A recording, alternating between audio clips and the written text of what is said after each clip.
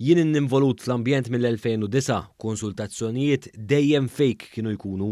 Kien b'dan il-mod li l-ambjentalisti Grimbondin iddeskriva l-konsultazzjonijiet ta' żmien Gvern Nazzjonalista, dan waqt diskussjoni dwar il-qasam ambjentali fil-programm Awla Imxandar fuq One. Inti seħlu hekk ambjentalist. Illum, għenedu fi-2021, illum se nitkellmu, għandek iktar leħen il-Gvern qiegħed jisimak il-Ministeru, qiegħed jisimak iktar illum.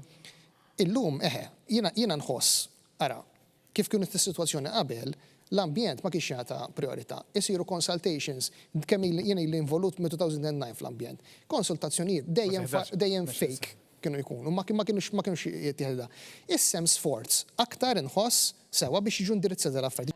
Tul il-programm li fih tkellmu diversi persuni awtorevoli fil-qasam ambjentali spikkaw ukoll reazzjonijiet pożittivi favur il-budget li ħabbar il-Gvern ftit tal-ġimgħat ilu.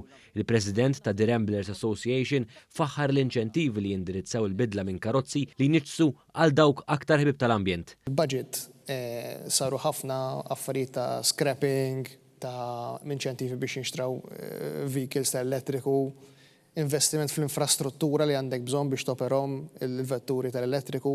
L-inċentivi dejjem huma importanti biex timbotta lin-nies jadottaw dak li tixtieq. Tul il-programm ipparteċipaw ukoll l-editur tal-Gazzetta Indipendenti lillum.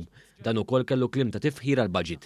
Jekk inħarsu lejn il-budget, naħseb li l-budget kellu numru ta' inċentivi u inizjattivi pożittivi. Intant l-imprenditur ambjentali Oliver Brownrigg fil-waqt li faħħar l-inċentivi tal-Gvern tenna li l-bidla ambjentali ma tistax issir mill-Gvern biss, iżda wkoll minn kull wieħed u waħda minnha. Nistgħux nistennew dejjem il-Gvern li hu jaqbadna u jeddenna morru li hemm morru law, nemmen li llum hawn negozjanti u nies madwar il-panel u hemm barra li żgur huma kapaċi li jaraw bżonnijiet fit-tul u tibdil fit-tul.